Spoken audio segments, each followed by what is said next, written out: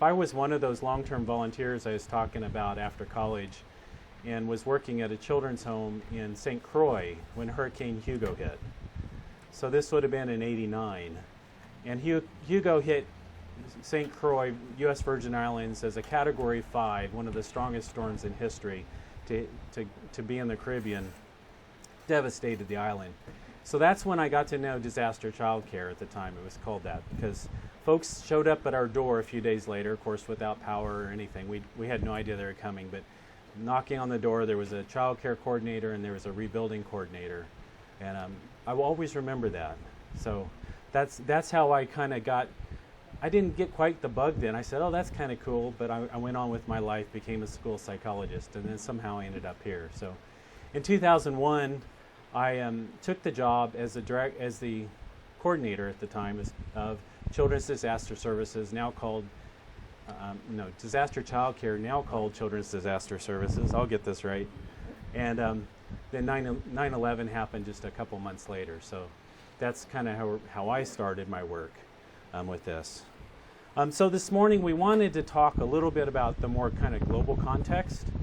And it's kind of a big, broad thing. So I kind of was struggling with how to do this. So I'm starting a little bit with the refugee crisis.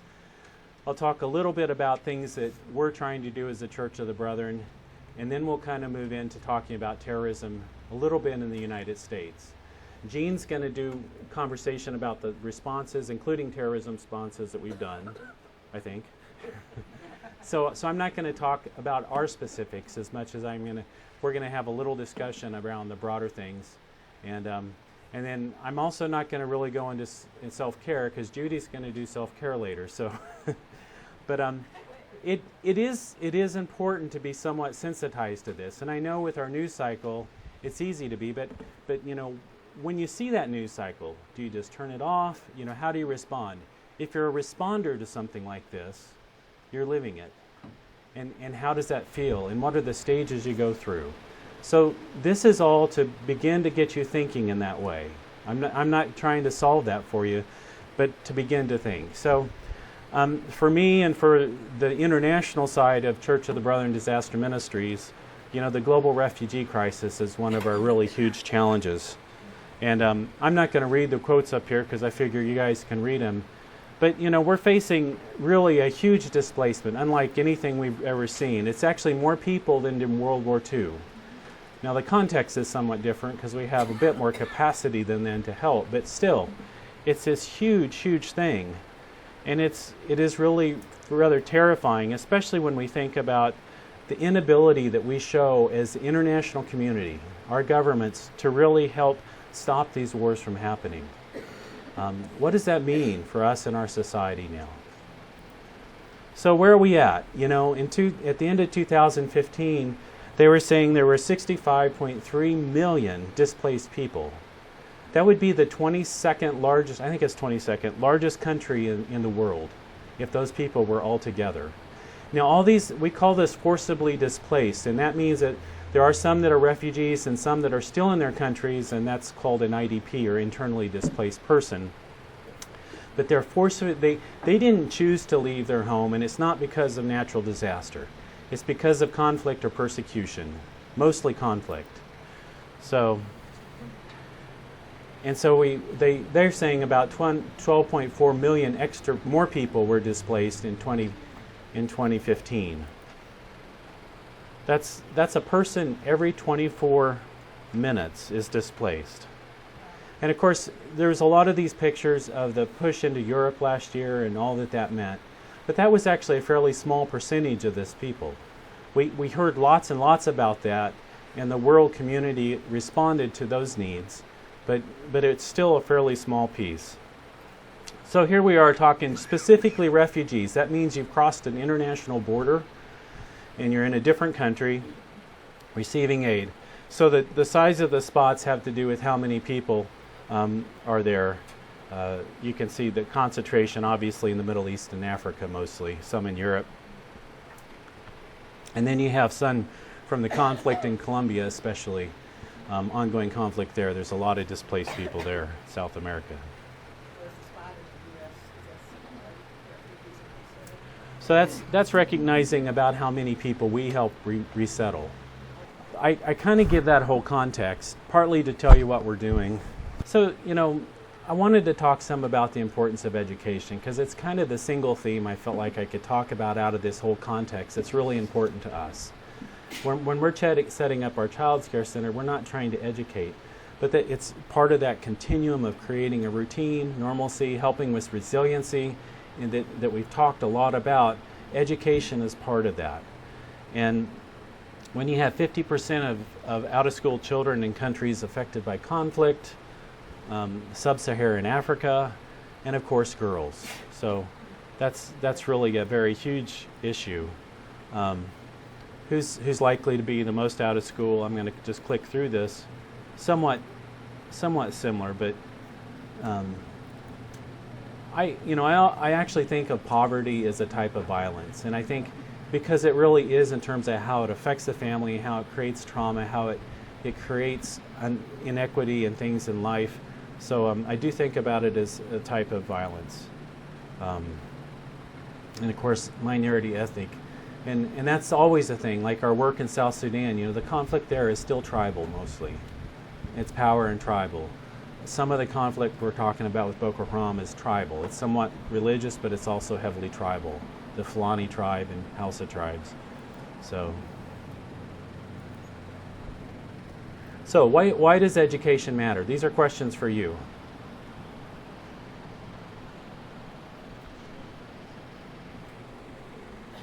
It teaches you to make choices. Teaches choices. Think for yourself. I'm sorry? People become self-reliant. Become more self-reliant. Understanding fact versus non. An opportunity creates opportunity. Better educated people make better decisions. That's kind of what people are referring to. If we have to choose, who's the most important group to educate? Girls. Everyone. Actually, girls is actually right.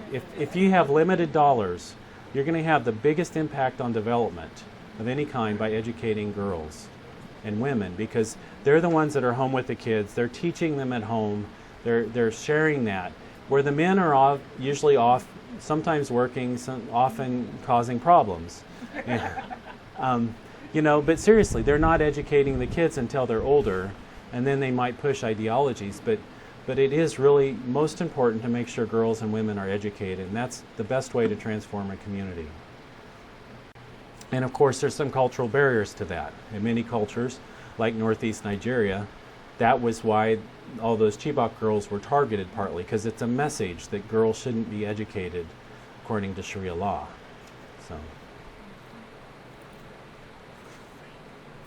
So this is from the Global Education Monitoring Report, and I just used their slides because it was really good. So education is a powerful preventive tool for violence.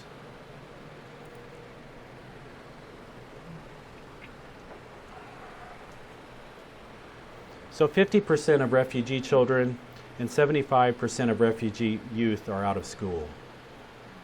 We should be frightened by that, frankly.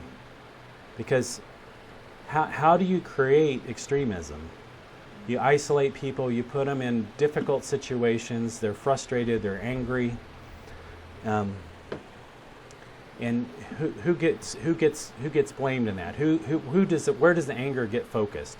Well, it's whoever's kind of charismatic that can kind of help focus that anger. It's not always the children or the person, but it's who in that community steps up to show leadership. It may not be the leadership we like to see, but that's what happens.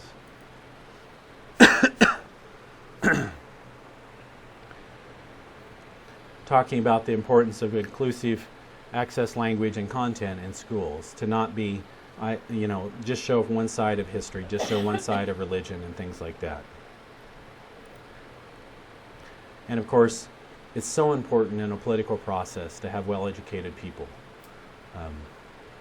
And that's a real challenge, Like in South Sudan, right after that South Sudan became a country, we were investing fairly good amount of resources trying to help people understand what it means to be a citizen. What are your responsibilities as a citizen? What does it mean to have the power to vote? You know, when you've never had that in your life, and your parents never had that, and your grandparents never had that. So it is an important context.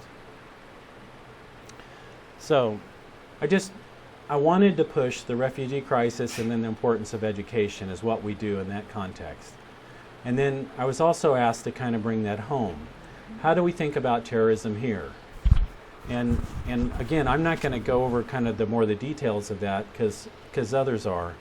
But how do we prepare ourselves for terrorism, domestic terrorism, you know, or by U.S. citizens, and international terrorism? Is there a difference in how we respond? I'm asking you.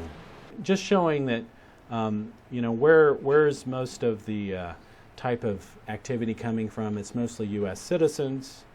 You know, we could get a lot of discussion around the refugees, but actually there's very little from refugees. Our refugee process, the screening is so intense. We don't really talk about that well, but, you know, there's actually a lot more danger of somebody who's your next door neighbor than there are of the refugees. There's a lot of confusion because it's different languages and they're harder to communicate with and things, but here's another way of looking at that kind of homegrown terrorism. You know, by the number of deaths.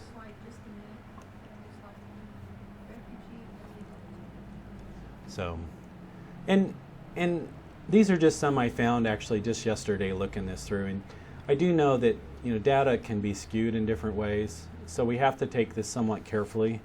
But these seem like fairly fair conversations that I saw in several places around that.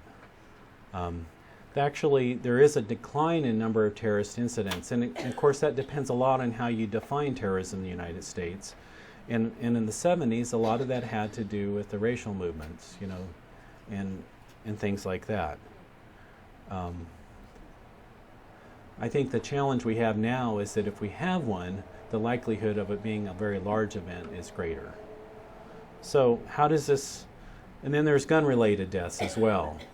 And this is just to kind of not make a statement about this, but just simply it's point of information.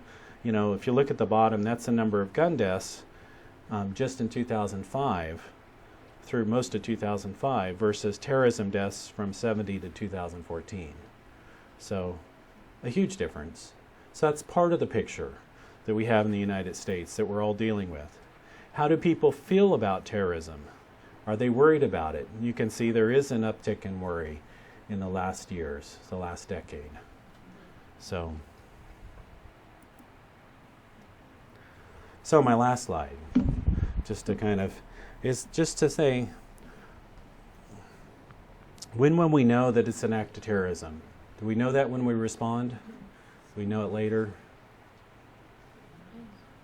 Depends on the situation. I mean, the shootings down in Orlando, was that terrorism? You know, that was talked about pretty early. So, Doris is the Church of the Brethren representative of the United Nations. So, just to give context.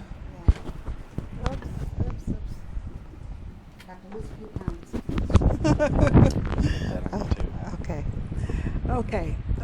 Mostly what Roy has said is accurate in the places in the world that you have these large number of refugees, and there isn't any content that the world was not ready for this. That's the best way to put it, because they didn't expect this to happen in a place like Syria, which is so, you know, it has a historical content.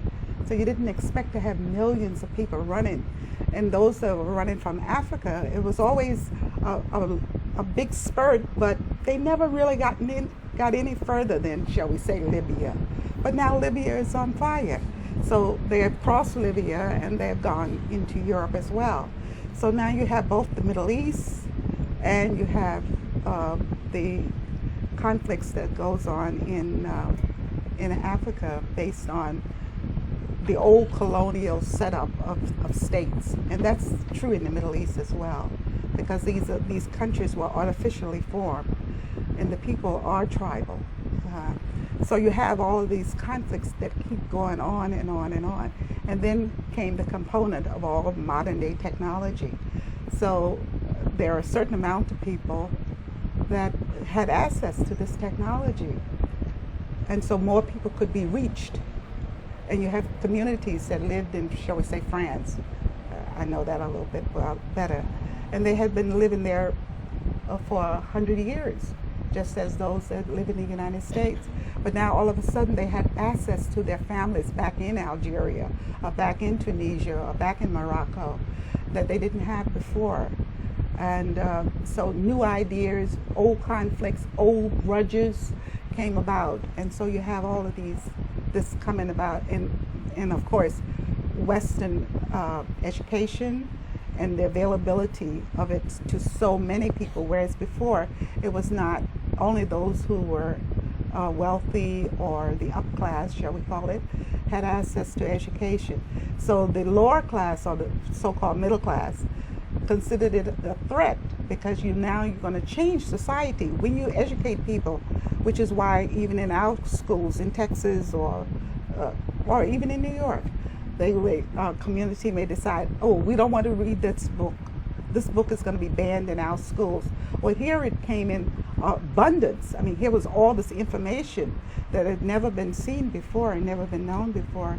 And now these communities had access to it, and you're educating our women. So we can't keep them in the house if this is going to be, and they're not going to follow the rules that's been set up. So you can manipulate your religion to accommodate what your beliefs are.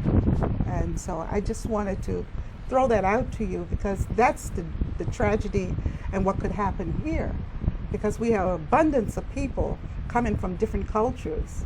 And even though we don't think of it as cultures, but they are different cultures, and we do think differently. But it's our differences that we want to adjust to and try to build a great society with. But there are those who they found this disruptive, and they want things to remain the way they were. Well, somebody had power before that doesn't have it anymore. So they may not like that. So be careful. Undo this one so you Yeah. can tangled up. Thank you, Doris. Appreciate it. So really, I think I'll just end with these last questions, because I think as you listen to Jean talk, you can kind of pay attention to this. You know, what programs or agencies are involved when it's a terrorism act? It's different than just the NTSB, obviously. So who's in charge? You know, after 9/11, there was all this political fighting going on, and Jean was there, and we were a little bit caught in the middle, because the child care center was so attractive for visitors, and I'm sure that Jean will talk about that, how we had to handle it. Who's really in charge in these situations? Red Cross, who's in charge? I mean, obviously we're still going to be working through the Red Cross. And then how is this different from other mass casualty situations? For the context of the site, but also for you as a person. Be thinking about that as Jean shares. So I think, Kathy, I'll end at that, if that's all right. Is that good?